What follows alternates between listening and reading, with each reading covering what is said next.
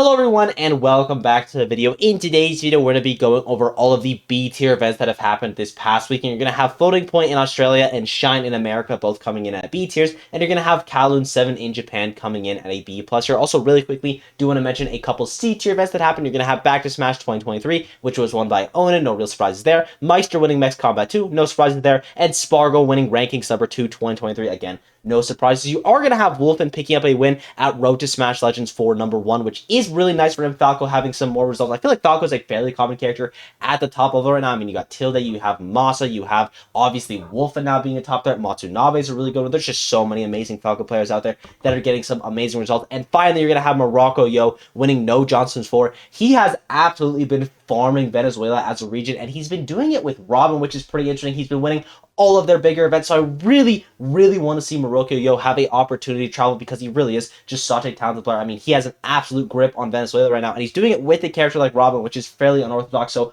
hopefully we can see him traveling because he's definitely a player I could see making some major upsets. So our first event is going to be Floating Point. In 7th place, you had Jix and Flo. 5th place, Dags and Strix. 4th place, Unpheasant. 3rd place, Shmoo. 2nd place, Dura. And winning the entire thing, you actually had Kinaji. Now, we're going to be staying mainly within the top 8 just for the sake of this entire video, but especially for this tournament, just because I am much less familiar with the Australian scene as I am with the other scenes. But if there's anything that I left out or anything I got wrong or anything that you really just want to add, please let me know down below. The player I do want to mention outside of the top 8, though, is going to be Didi. He has a little bit of an underperformance here. He was a top 8 seed, ends up getting 13th place, losing to Spike fairly early on. Then he was able to win 5 sets in a row, so he still has a pretty nice loser run before losing to Malakoff for 13th place. So if you're Didi, I honestly wouldn't be feeling too bad about this. He is a fairly new up-and-coming talent in this game. These performances are going to happen. It's only 13th place. It's not the end of the world. I imagine his next event, he is going to bounce back, but huge ups to those players for getting the upset on Didi because he is absolutely cracked at this game.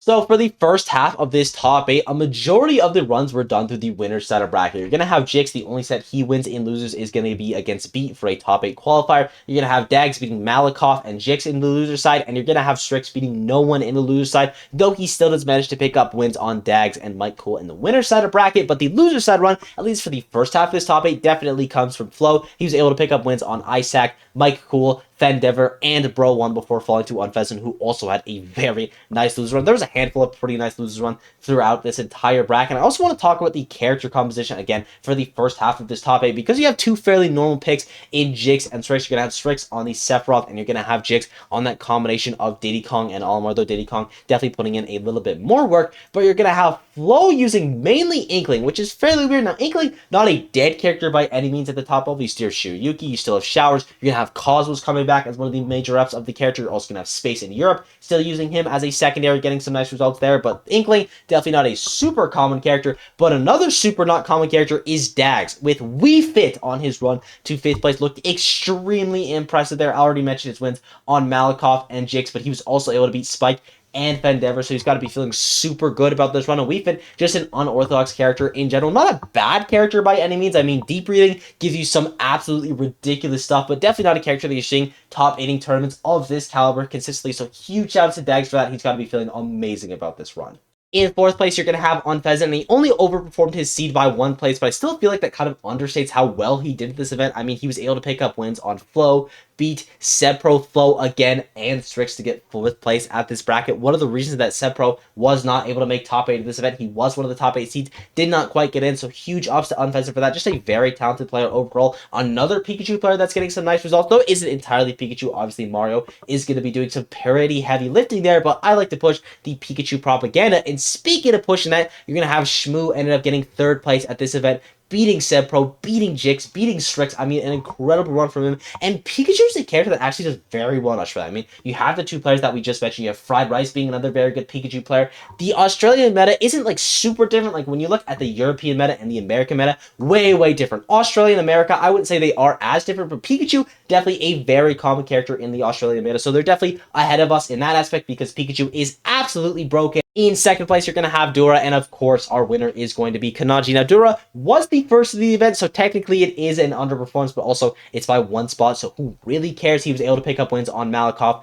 Bro 1, Dags, Unpheasant, and Shmoo, and you're going to have Kinaji winning the entire thing with wins on Unpheasant, Shmoo, and 2 wins on Dura. Was the 4th of the event, still ended up winning it, and I gotta say, Australia is so underrated as a region, and we need top players to start traveling there. Top players from other regions, that is, of course, because Australia's got a bunch of heavy hitters right now. It kind of gives me vibes of Mexico in Smash 4, you know. All it took was Mr. R to go down there and get whooped by MKLeo for the region to have some respect to its name. I think Australia could be in that exact same position right now. I mean, you look at their top five, you're going to have Jazel, Strix, Dura, Kinaji. That fifth spot is a little bit harder to say. In my opinion, it would probably go to Jix. I think he's a very, very talented player. But that top four especially, I mean, they've got some pretty insane performances. Kinaji, Strix, and Jazel all getting some really nice results in Japan when they were out there. And Dura has been doing absolutely incredible in Australia. So I need some international talent to come down to Australia and get absolutely what, because these guys are pretty insane. It's not like they're playing characters that are going to match up check you super hard. You know, you're going to have Jadizzle on your link, you're going to have Kinaji on stake, maybe Shulk can catch people off guard. You're going to have Dura on like 30 plus characters, but they're all sword characters, so people are going to be expecting that. And then you're going to have Strix on the Sephiroth. I don't even think the Australian players need gimmicks to get these wins. They are just so talented. They have such incredible gameplay, and I have a lot of faith in them. So if you are a top player right now, and you've got some empty spaces in your schedule, I highly recommend that you book a trip to Australia because they've got some heavy hitters. Our next event is going to be Shine. In 7th place, you're going to have Stocktaker69 and Just Blue. 5th place, Smock and Anathema. 4th place, DM. 3rd place, Aaron. 2nd place, Zomba. And winning the entire thing, you're going to have Light, the hometown hero, winning the final Shine, so you got to be feeling super good about that. Some other things to note are going to have Tweak DQing. He was the 3rd seed of the event, ended up DQing, and Jacko, who was the 4th seed, I guess the 3rd seed now after Tweak DQ'd, but the 4th seed initially ended up getting 9th place at this event, losing to Aaron and DM. So the DM loss is definitely going to hurt him on the rankings, considering that DM isn't really going to a ton of events, and the Aaron loss might hurt him. I think Aaron's honestly a player that's going to continue getting ranked higher and higher. I mean, after he beat Spark, I feel like you can literally only go up, so I think Aaron is a loss that isn't going to hurt him too bad in the future. And Jackal, it is an underperformance, but it's only 9th place at a regional, so it's not like it's the end of the world for him. In 7th place, you're going to have Stocktaker69 and Just Blue. Both players ended up winning 5 sets in a row in the loser's side. Just Blue losing to Anathema, then beating Accelerate, Beast, Yoda Cage, Ling, and Antimony before losing to Anathema. Again, kind of unfortunate that you lost to the same player twice, but still, very nice run from Just Blue, the highest placing Steve at the event. I mean, he beat Antimony, who was the highest seeded Steve, and Just was the player that like has a lot of potential. The only major event that he's been to was Shine 2022, where he ended up getting 49th place. I mean, you look a year later exactly, and he ends up getting 7th place. That is a massive improvement from the last Shine to this current one, so big ups to Just Blue. Clearly, the hard work has been paying off, and for Stocktaker69, this is where that we've definitely seen pop off in the past. I mean, that run at Collision 2022 is definitely going to be the most notable one, but a very nice run here. Lost to Light, who ended up winning the event in the winner's side, then beat Guy, Tyler, PK Chris, Crafties, and Capitancito with a combination of Wolf and Sephiroth before losing to DM in a Game 5 set. And also, Stocktaker had a lot of Game 5 sets. Went Game 5 versus Guy, went Game 5 versus PK Chris, went Game 5 versus Capitancito, was able to close out a lot of those, which just kind of proves your stamina as a player in the loser side of bracket. So huge ups to both the players who ended up getting 7th place here. Some really nice losers run and some very nice games played between them. In 5th place, you're going to have Anathema and Smock. Now, Anathema ended up placing his seed here, so there's not a ton to talk about. He did end up getting upset by the other 5th place finisher of Smock and had a fairly nice loser run, beating Scott, Show, John Numbers, and Just Blue twice before losing to Aaron. Obviously beat Just Blue in the winner's side of bracket one of those times. And Anathema, I mean, he's a player we've already talked about a lot on this channel. I think very highly of him. The scariest on-hit Rob player in the world. And honestly, I don't think that's ever going to change. But for this run, he ended up placing his seed. There isn't a ton to talk about. The other 5th place finisher, there's a little bit more drama here. You're going to have Smock, who ended up getting wins on King, Tony Pajamas, Anathema, and Antimony before losing to Zomba and DM. And another Canadian player that is having success in the current meta. I mean, Canada as region right now, I just think is very strong and kind of underrated in general. I mean, obviously, you're going to have that top 3 of Ouch, Big D, and Riddles, but you have players like Smock, you have players like Great, Black Twins, Burst. There's just so much amazing Canadian talent that is starting to get some really solid results. So huge shouts to Smock. In 4th place, you're going to have DM, 3rd place, Aaron. DM, yet another Pikachu player having success. You got 2 Pikachu players top 8 floating point. You have DM getting 4th place at this event. You have Shiny Mark getting 3rd place at Delfino Mazza a couple weekends back. I'm just saying, Pikachu is a late game character, and that makes a ton of sense that he is. I mean, he's got a bunch of absolutely insane tech and some really hard combo routes, as well as his camp game. I mean, Shiny Mark, the camping stuff that he was doing at Delfino Mazza just shows that this is a late game character because he can slow things down and make the neutral incredibly hard. Now, I will say, DM used like 90% Aegis for this bracket. I can't confirm that he did 3-0 Smock with Pikachu, but everything else was a combination of Aegis Pikachu or just all ages. He was also able to pick up wins on Apple Reviewer, Unleashed Jackal, and Stocktaker69. Wolf being a pretty tough match for Aegis as well, so huge shout out to DM. Very impressive run from him. Aaron ends up getting third place with wins on PK Chris, Jackal, Anathema, and DM. Honestly, no surprise here. This is exactly what I thought Aaron would get after his run at SmashCon, where he most notably beat Spargo. I feel like Aaron is on a hot streak right now, and Aaron's just a player that I think very highly of. He doesn't have a ton of events that he's been to recently in 2023, but from all the events that he's been going to, he's been getting consistent results. For reference, his worst result in 2023 at an event that has 100 entrants or more is 33rd at SmashCon, where he beat Spargo. Everything else has been 25th or higher. He's just a very consistent player overall. And even though he isn't top 8ing a lot of these major events, I feel like the second Aaron top 8's a major event, he is going to start top 8ing every single one of them. Very talented player, and definitely someone that you got to look out for to maybe break into the top 20. And our grand finalists are Zomba in second and Light in first, just as it was seeded, even though the seeding definitely should have been Zomba first seed and Light second seed. But hey, maybe the science seeders had a little bit of foresight that I did not. You're going to have Zomba picking up wins on Scott, Yoda Cage, John Numbers, Smock, Aaron, and Light. And you're going to have Light picking up wins on Stocktaker, DM, Capitancito, Aaron, and 2 wins on Zomba. And if there's one takeaway that you have from this video, it should be that you need to watch the grand finals of Shine, because it is one of the best grand finals I have seen in a very long time. You're also going to have Light defending the home turf. I believe he's the first ever New England player to win a major event in Shine, so huge ups to him for that. He's got to be feeling absolutely incredible about that. And again, that grand finals is just so insane. I highly recommend that you watch it. Now, in terms of the rankings, this event doesn't shift too much for me. I still think that Zomba is the current best player in America. Even though Light was able to prevail over him, they had 2 or 3 very competitive sets. The first one was definitely the most dominant in Light's favor, but the second one, Zomba was kind of dominant, and the last set was very spaghetti between both players. But overall, Shine, an amazing event. A lot of very good runs from a lot of good players, and again, one of the best grand finals I've seen in a very long time. And our final event of the weekend, as well as the most stacked event of the weekend, coming in at a B+ here, is going to be Kowloon 7. You're going to have SSSR and Yara in 7th place, Jogabu and Hiro in 5th place, Hurt in 4th place, Osimo in 3rd place, Kameme in 2nd place, and winning the entire thing, you are going to have Mia. Now, this event was extremely typical up until the top 8, because 7 of the 8 players that were rejected to get top 8 got top 8. And all of them got top 8 in the position that they're supposed to. So if you're supposed to get into the loser side, they got into the loser side. If you're supposed to get into the winners, they get into the winner side. The only player that missed out on top 8 that was seeded to get top 8 was Umeki, who lost Game 5 to Kameme in winner's quarters and Game 4 to SSSR for 9th place. So Umeki just shy of making this literally the perfect top 8, like a seeder's absolute dream. But overall, not a lot of crazy upsets here, at least in the top 8 caliber. And like the other tournaments, we are going to be staying within the top 8 for this one. I do really quickly want to mention Now, who's able to win 6 sets in a row in the loser side of bracket. So really nice loser run from him. Ended up placing 9th place in this event, so got to be feeling good about that. But you're going to have Yara and SSSR in 7th place. I guarantee you I'm going to forget one of the S's when I say SSSR's name at some point. Just don't even mention it. But he lost fairly early on to Money Right, then made a very nice loser run. Was able to beat Kashiya, Karubi, Kusharu, Tama, and Umeki. Again, sorry if I butchered any of those names, but I would say that SSSR is the best Rob right now in Japan. There's a couple other good Rob players, like Yoko's another one I can think of off the top of my mind, but Rob is definitely a character that is not as popular in Japan as it is in pretty much every other country in the world, so I'm curious to see if that is going to change. I mean, Steve kind of started off that way. Now there's a ton of Steves in Japan, so I could definitely see Rob being a character that gets picked up more and more in Japan because he is absolutely broken. But as of right now, I'd say SSSR is the best Rob in Japan, and another really nice result from him. Yara, who I would still probably say is the best Samus in the world, especially with Siski really underperforming at SmashCon, but a 7th place here was able to pick up wins on Belly, Suinoko, and Hero, and pretty much anytime Siski and Yara attend a tournament at this point, all I'm thinking in my mind is, okay, who did better at their last event? Because it is a very close race between them. So even though Siski, he's gonna underperform at SmashCon, that is actually pretty well at Delfino, Maza, and Yara ends up getting 7th place here. The race between these guys is incredibly close, and honestly, I think the next major event that they go to could determine it.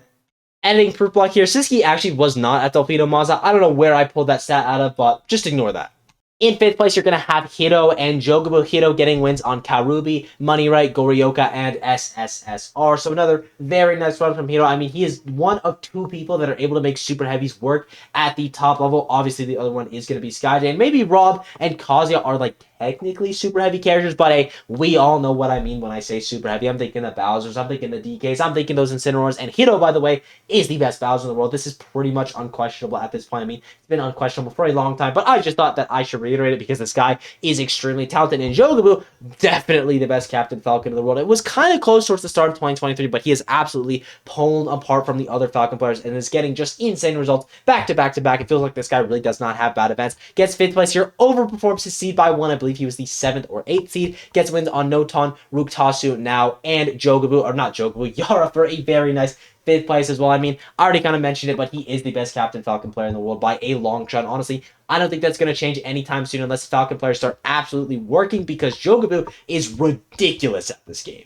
In 4th place, you're going to have Hurt. 3rd place, Osimo. Hurt picking up wins on Tabasua, Hero, and Jogabu. Also, just so no one gets confused, you have Hero, which is H-I-R-O, being the Bayonetta player, and Hero being the Bowser player in H-E-R-O. Yar was also able to pick up wins on the Bayonetta player as well. So if anyone was confused at any point in the video, it's just because there are 2 players with similar names. But Hurt, I regard him as the best snake in Japan right now. Even though Dio was the highest ranked snake on the Lumi ranks and Hurt didn't even make it, his recent results have been phenomenal, specifically at these regional events. So another really nice regional event to add to his belt. I think the thing that Hurt needs, though, if he's going to be propelled to the title of best snake in Japan by everyone, of best snake in the world by everyone, which I definitely think that he can do, is going to be performing at the major level. Now, he hasn't had too many opportunities to perform at the major level. Honestly, when those opportunities do come, I think very, very highly of Hurt. I definitely think he can pop off at some events, and he has been popping off at some events. He is just such a talented player. Sorry, my mic cut out there, but in 3rd place, you are going to have Osimo with wins on Nice Mamo, Goryoka, Yara, Hiro, the Bowser player, and